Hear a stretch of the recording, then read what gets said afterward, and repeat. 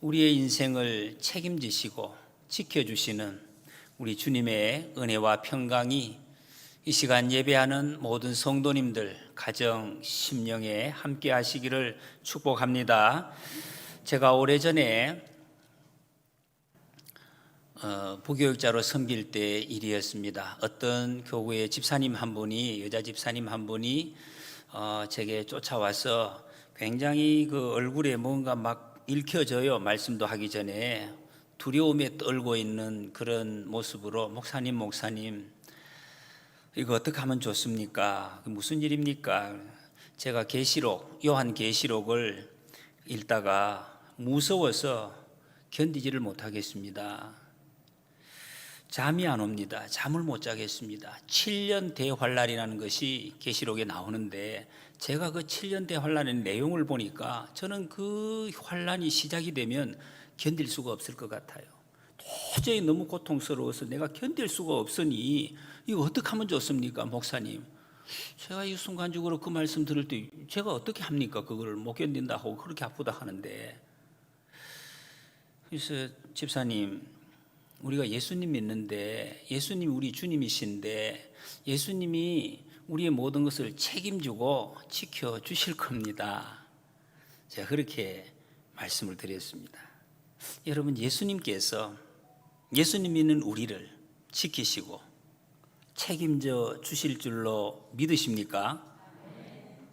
우리 여러분, 예수님 믿는 것이 그것입니다. 우리 인생을 이제는 주님 손에 다 맡기는 거예요. 주님이 책임져 주십니다. 주님이 이끌어 주시고 주님이 지켜주시고 주님이 예비해 주시고 우리를 천국 가는 그때까지 다 인도해 주실 줄로 믿습니다. 우리는 그 예수님 믿습니다. 여러분, 성경은 우리에게 두려움을 주고 우리를 위협하고 협박하는 책이 아닙니다. 평안을 주시고 위로해 주시고 길을 열어주시는 생명의 책입니다. 요한계시록은 참 많은 사람들에게 지금도 옛날에도 오해를 받는 책입니다.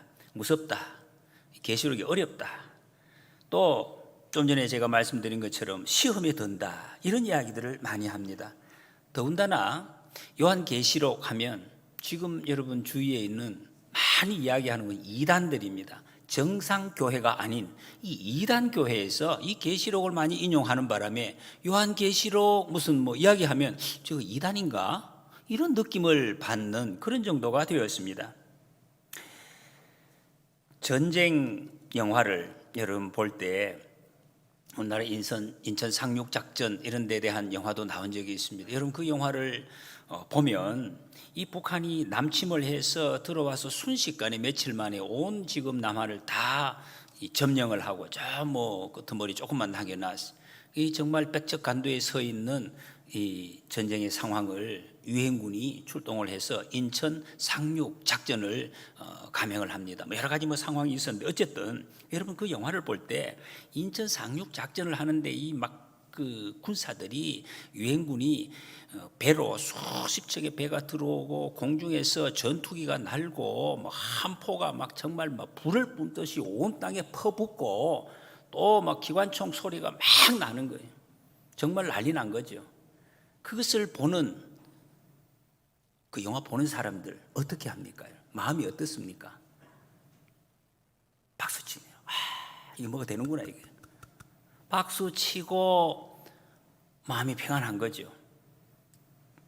예, 폭탄이 떨어지고 불바다가 됐는데 온통 총소리가 나는데 박수를 친다. 왜 그랬습니까? 예, 우리 편이 이기고 있기 때문에. 우리 편이 지금 이기고 곧 이 모든 상황이 정리될 것을 생각을 하기 때문에 이게 마음이 평안한 것입니다. 만약에 그 상황을 보면서 안절부절하고 두려움에 떨고 있다, 그러면 그 사람은 지금 이 상황을, 이 영화를 모르는 사람이에요. 이게 어떻게 되는지 모르면 불안한 거예요. 그럴 것입니다. 여러분, 성경 요한계시록을 보는 시각이 바로 이와 같다고 할 수가 있습니다. 아가서를 우리가 몇 주 동안 읽어오면서 하나님의 그 크신 사랑, 우리가 어떻게 사랑해야 되는지를 잠시 또 묵상을 했습니다. 하나님께서 제게 요한계시록에 대해서 함께 말씀을 나누고 또 이렇게 읽어가도록 하는 그런 마음을 주셨습니다.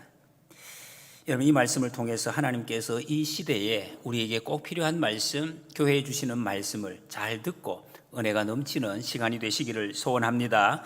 로마의 5대 황제인 네로, 여러분, 네로 황제가 폭군이다, 아주 나쁜 사람이다, 이런 것은 다 알고 있습니다. 특히 기독교의 박해를 얼마나 했다는 것도 알고 있습니다.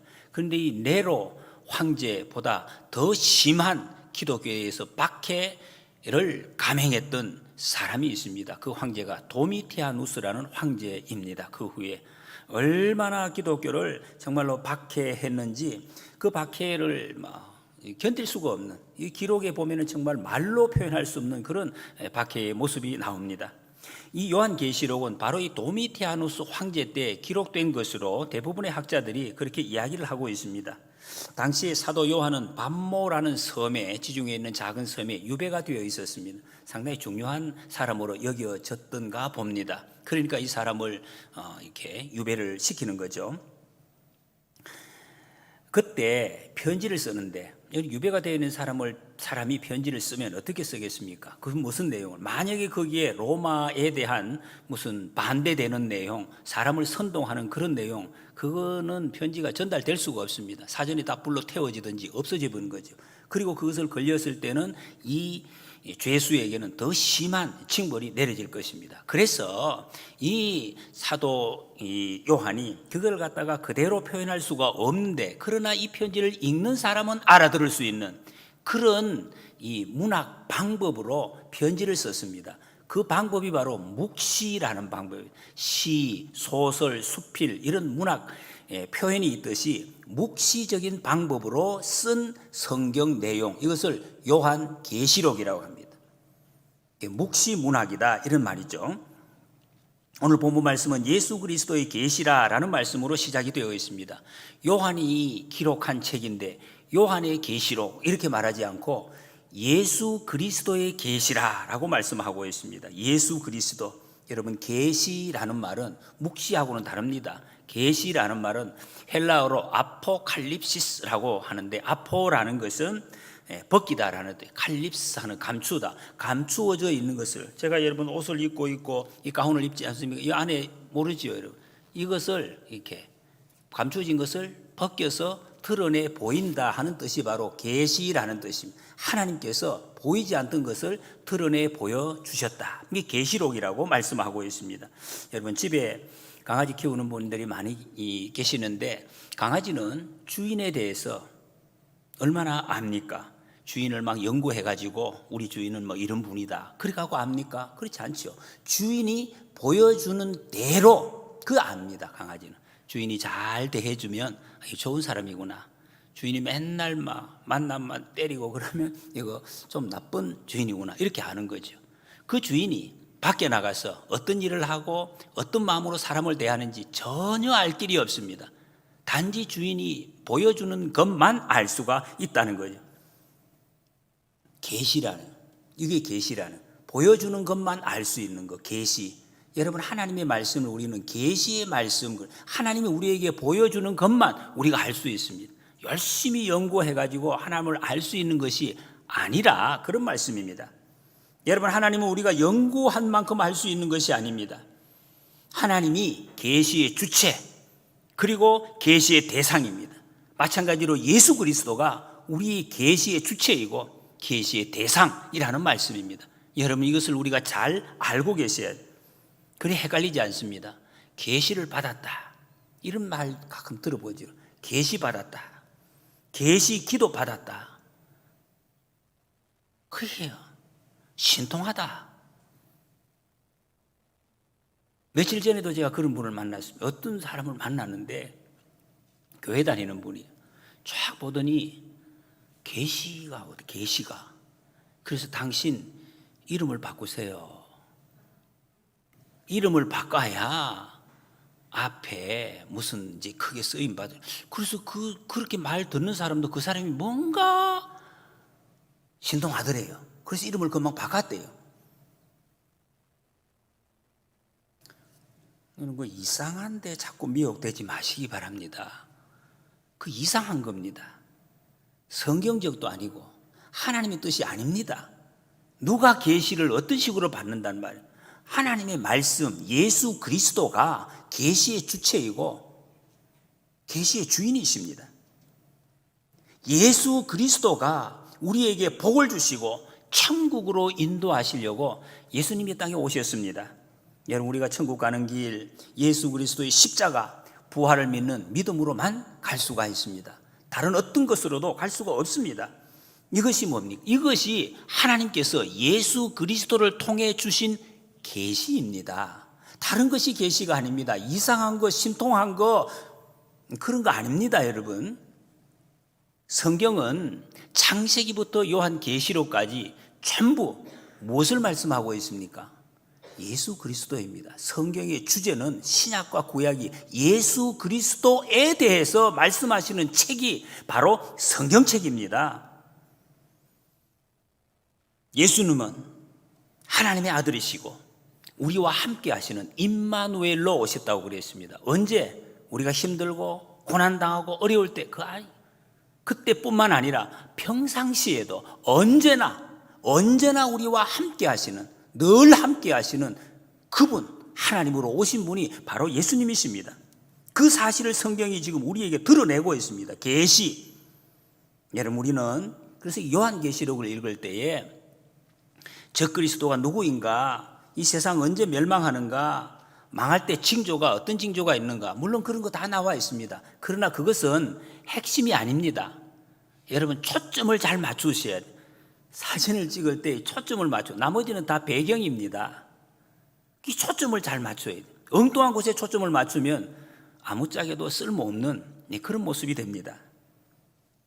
예수 그리스도를 성경을 통해서 보여주시는 만큼 예수 그리스도를 알아야 되는 것, 이게 여러분 우리가 성경 말씀을 듣는 목적입니다. 요한계시록은 당시 기록할 때 그 상황이 얼마나 어려웠던지, 그 역사의 기록에 보면 원형 경기장에 끌려가서 사자밥이 되는 그런 사람이 한두 사람이 아니었습니다.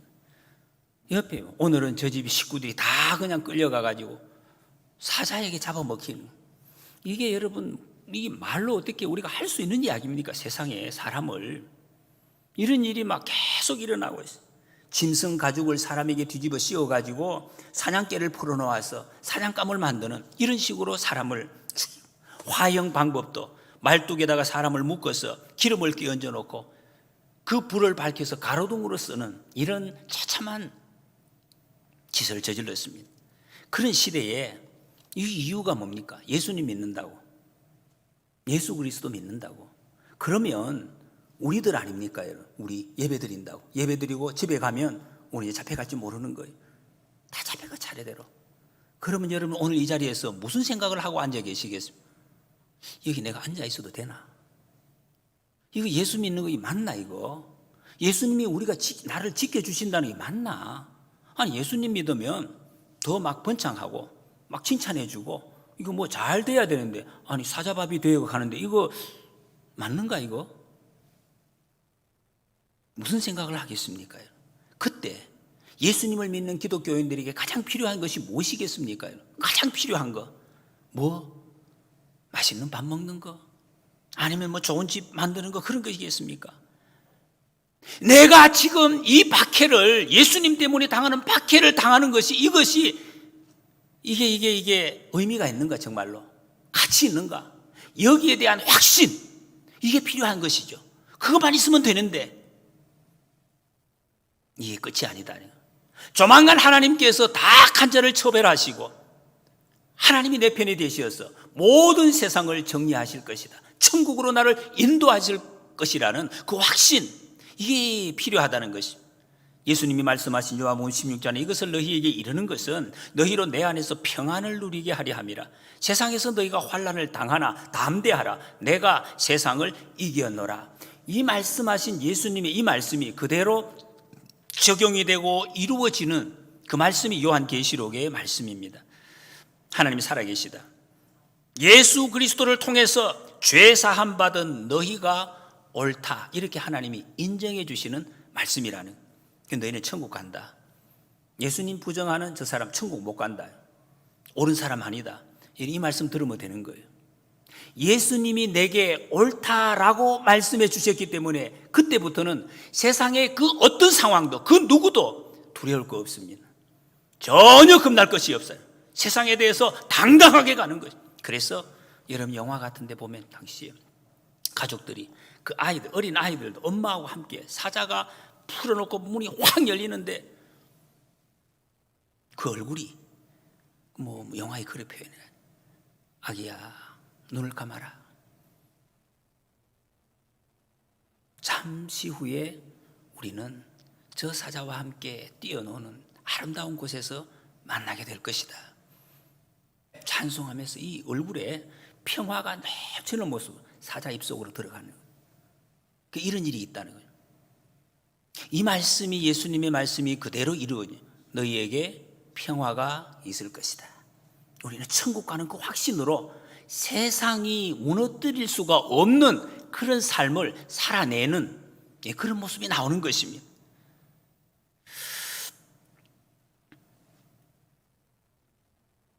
여러분, 우리가 옳다는 것, 옳기 때문에 세상에 대해서 당당할 수가 있습니다.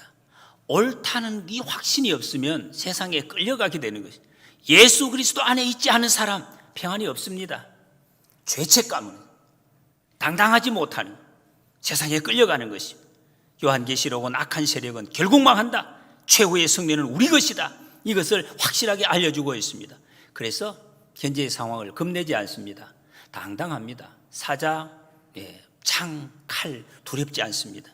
세상에 그래서 끌려가지 않습니다. 그래서 그 표현을 세상이 감당하지 못하는 사람, 예수 그리스도가 책임지시기 때문에 세상에 대해서 당당하게 돼요. 세상을 주도하며 살아가는 것입니다. 살살 이렇게 적당하게 그런 거 없습니다. 지금 여러분 우리가 신앙생활을 한다고 누가 우리를 공식적으로 핍박하고 잡아갑니까? 그런 거 없습니다. 그럼에도 불구하고 지금도 여러분 예수 믿다가 이거 손해 좀 되는 거 아닌가? 교회 갔다 와서 내가 사업이 좀 어려워지는 거 아닌가? 세상에서 이러다가 내가 예수 믿는다고 표를 내다가 손해 좀 되는 거 아닌가? 이런 생각을 하시는 분들 상당히 있습니다. 그것에 대한 답이 요한계시록에 있습니다. 오늘 1절 말씀에 보면 이는 하나님이 그에게 주사 반드시 속히 일어날 일들을 그 종들에게 보이시려고 그의 천사를 그 종 요한에게 보내어 알게 하신 것이라 그랬습니다. 여러분 일제강점기 때 요한계시록이 금서 목록에 들어있는 거 아십니까? 이 일제가 그래도 참 어느 정도는 좀 뭔가 알았던 것 같아요. 자기들이 악한 물이라는 것을 알았기 때문에 이 말씀을 읽지 못하도록 막아놨다는 것입니다. 여러분 어쨌든 요한계시록은 우리의 호기심을 부추기는 그런 책이 아닙니다. 그거 아셔야 돼요. 계시록에 보면 미래를 그런 게 아닙니다. 여러분 이 책은 반드시 속히 일어날 일들, 그것을 그 종들에게 보여주는 책이다 그랬어요. 반드시 속히 일어날 일들. 여러분 요한계시록 제일 끝에는 새 하늘 새 땅, 예수님 오시는 것으로 끝을 냅니다. 우리가 조만간에 가게 될 천국, 그것으로 마지막 마무리를 합니다. 그런데 그 일이 반드시 일어날 일이라는, 여러분 반드시 우리는 예수님 믿고 있다가 조만간에 천국에서 다 만나게 되는 것 믿으십니까? 다 믿습니다. 그런데 이것이 천국 갈 것을 믿는데 속히 일어날 것이다, 이것에 대해서는 이게 확신하는 분이 조금 적을 수가 있습니다. 이게 속히 맞나? 요한계시록 기록된 시기가 주후 95년경으로 추측을 하고 있습니다. 올해는 2021년입니다. 1000년하고도 거의 2000년이 지금 가까워졌어요. 아직까지 예수님 안 오셨어요. 이게 맞는 일인가? 속히 일어날 일인데 2000년이 다 됐는데 이거 맞습니까? 예수님도 내가 속히 오리라 말씀을 하셨습니다.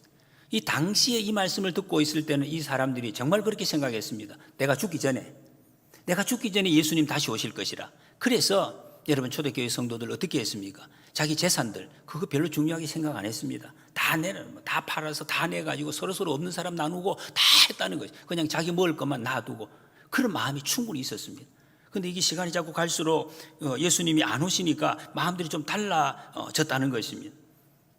아직까지 안 오셨습니다. 예수님 거짓말 하신 거. 예수님 거짓말 하신 겁니까? 아직까지 예수님 안 오셨어요. 다시 오신다고 해놓고.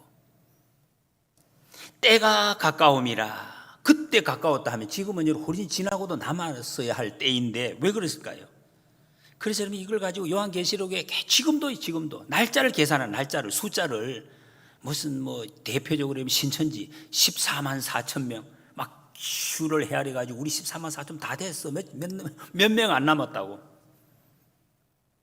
종말론 여러분 종말 휴거 날짜 계산한 건 이거 세계에서 수십 차례 있어. 우리나라에도 92년 98년 여러 번이 그 사람들이 또 몰려가 가지고 여러분 그러듯이 아닌데 그래서 그렇게 또 사람들이 몰려가네요. 여기에서 여러분 때라는 이때 헬라어에 두 가지 때가 있습니다. 크로노스, 카이로스. 아마 좀 들어보신 분들 크로노스라는 건 시간이 가면 이르는 때입니다. 원래는 21년, 내년 되면 22년 이 저절로 가는 거예요. 이렇게 시간이 되면.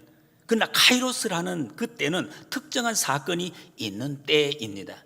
우리 교회 설립 기념일이 1995년 6월 18일입니다. 그래서 그 날을 기준으로 우리는 이제 그 후에 이 날과 가장 가까운 주일을 기념주일로 지키고 있습니다. 다음 주입니다. 다음 주에 우리는 기념주일로 지키는. 우리 기념주일은 한 주간 남았습니다. 한 주 지나면 이 시간은 오는 것이 이것을 크로노스라는 때라고 이야기를 합니다. 그런데 여러분 지금 우리 코로나19 바이러스가 지금 계속해서 진행이 돼요. 지금 마스크를 계속 쓰고 언제 우리가 마스크 벗나? 이 전염병이 언제 완전히 끝나겠나? 끝날 때가 있겠죠. 여러분 역사적으로 아무리 심한 전염병이라도 완전히 종식되는 날이 있습니다. 그런데 언제인지는 몰라요. 어떤 사람들은 1년, 2년, 3년 이야기를 합니다. 그러나 이 때는 그때가 언제인지는 몰라도 반드시 그때가 있을 것이다. 그것이 바로 카이로스라는 때라는 거예요. 그것은 상황이 충족되어야 끝이 나는 때라는 것입니다. 확진자 수가 몇 명 아래로 완전히 떨어진다든지 백신이 어떻게 완전히 개발된다든지 그러면 이게 이제 끝이 나는 것입니다. 그러나 그때가 그래서 가깝다라고 표현을 하고 있습니다. 요즘 여러 말세라고 이야기 10년 전에도 50년 전에도 말세라는 이런 용어를 썼습니다. 이 주님이 다시 오시면 세상이 끝이 납니다. 여러분 말세라는 것은 시간 개념이 아니에요. 이걸 시간 개념이 아니라 순서 개념입니다. 순서. 예수님이 오시면 완전히 끝이 나는데 여러분 계시록에 보면 나중에 땅이 두루마리 말리듯이 둘둘 말아서 다 말려서 없어진다 그래. 그럴 때가 온다는 거지. 그러면 이제 끝이 나는 거예요. 근데 예수님께서 이제 말세가 오려면 어떤 일이 있어야 되는가? 그 조건이 있습니다. 주님 오시기 전에 어떤 일? 예수님이 초림이 있어야 돼. 그러니까 예수님 오시기 전 구약은 말세라는 것이 없어요. 그 말세 아닙니다. 예수님 오시고 예수님 십자가에 죽으시고 부활 승천하신 후 그때부터가 말세인 거예요. 예수님이 다시 오실 일만 남았기 때문에 주님 오시면 새하늘과 새 땅이 시작이 되는 것입니다. 그것이 그렇다고 이게 속히 될 일인가? 그것이 며칠 남았느냐 그런 문제가 아니라는 거예요. 성경에 구약의 다니엘서나 에스겔서에 보면은 반드시 이루어지리라 이 말은 반드시 있을 일을 속히 오리라 이렇게 표현을 했다는 것입니다. 그런데 왜 자꾸 늦어집니까? 시간이 왜 자꾸 길어질까요? 이유가 뭡니까? 하나님의 사랑 때문이다. 하나님께서 이 세상에 있는 영혼 한 영혼이라도 더 구원하시기 위한 그 지극한 사랑 때문에 그 시기를 지금 연장시키고 있다 말씀합니다. 얼마나 감사합니까? 그래서 저와 여러분들이 지금 이 자리에 있게 되었습니다. 2절 말씀에 보면 요한은 하나님의 말씀과 예수 그리스도의 증거 곧 자기가 본 것을 다 증언하였느니라 그랬습니다. 여러분 증거를 받은 사람은 반드시 증언해야 됩니다. 증거해야 된다. 하나님이 보여주신 것을 증거한다. 이게 바로 하나님의 말씀이라는 것입니다. 우리는 스스로 볼 수 없다고 했습니다. 계시는 하나님이 보여주셔야 우리가 볼 수 있는 것입니다. 그래서 우리가 하는 것은 안 보여주신 것을 증거하는 것이 아닙니다. 내가 본 것을 증거하는 것. 전도를 어렵다 못하겠다 하는 분들이 많이 계셔요. 여러분 사실은 이걸 알면 전도가 어려운 것이 아닙니다. 내가 모르는 것, 내가 못 본 것, 그거 전하는 것이 아니에요. 내가 아는 것, 내가 본 것, 그것을 전하는 것이 전도입니다. 재판정에서 여러분 증인이 굉장히 중요합니다. 요즘도 무슨 재판 있으면 증인, 그 증인이 뭡니까 여러분?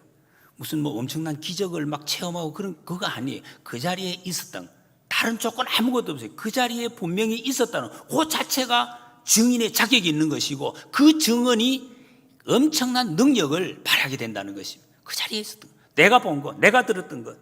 여러분 전도할 때는 내가 만난 주님을 이야기하면 그것을 증거하면 된다는 것입니다. 우리의 삶에 핍박이 있습니까? 여러분? 고난이 있습니까? 무슨 뭐 계시 보여준다는 용하다 하는데, 그런데 가지 마시기 바랍니다. 반드시 속습니다. 그럴 필요가 없습니다.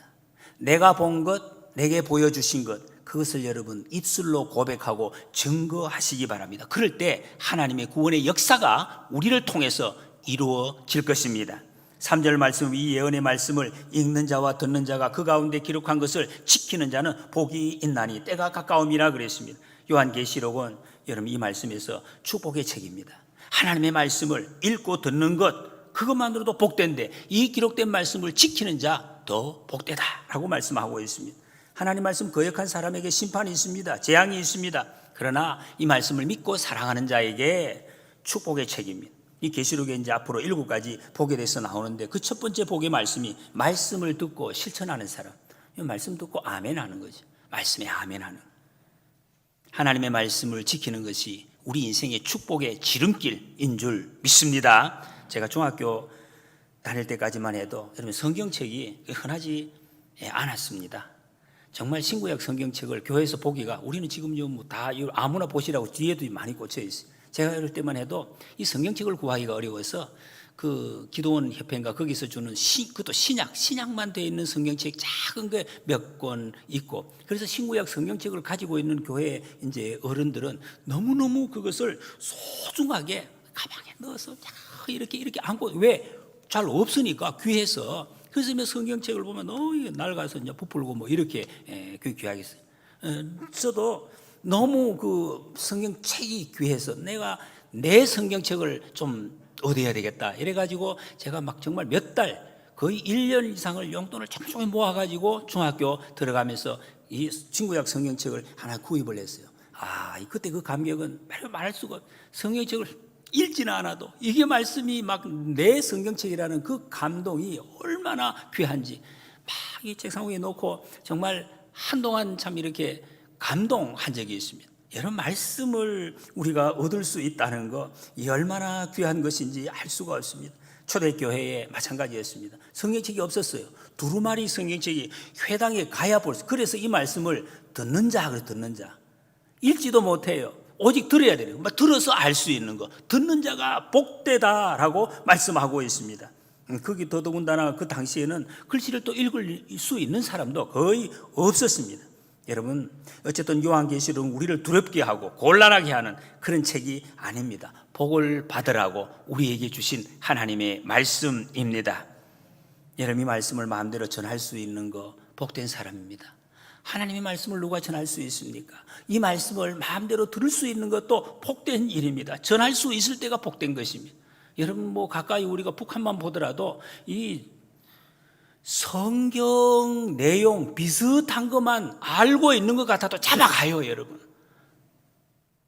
그 말씀을 전하는 것은 말 수가 없습니다. 고문을 당하고 수용소에 끌려가는 그런 나라가 있어요. 영적인 문제이기 때문에. 아무리 고난이 많고 힘들어도 하나님 말씀을 들을 수 있다는 것, 이 말씀을 전할 수 있다는 것, 이보다 더 감사한 일이 없습니다. 여러분, 요한계시록은 극심한 박해 속에서 죽느냐 사느냐 하고 있는 그 상황에서 하나님 백성들에게 주어진 말씀입니다. 그러나 여러분, 지금 우리가 그런 고난 없다고 우리에게 아니에요. 사람마다 개개인마다 가정과 교회에 다 그 시대와 상황에 따라서 우리에게 힘든 고난 고통이 있습니다. 그런데 그들에게 복이 있을 것이다 말씀하고 있습니다. 얼핏 이해가 잘 안 됩니다. 고난이 그만큼 심한데 어떻게 복이 있을 수 있는가?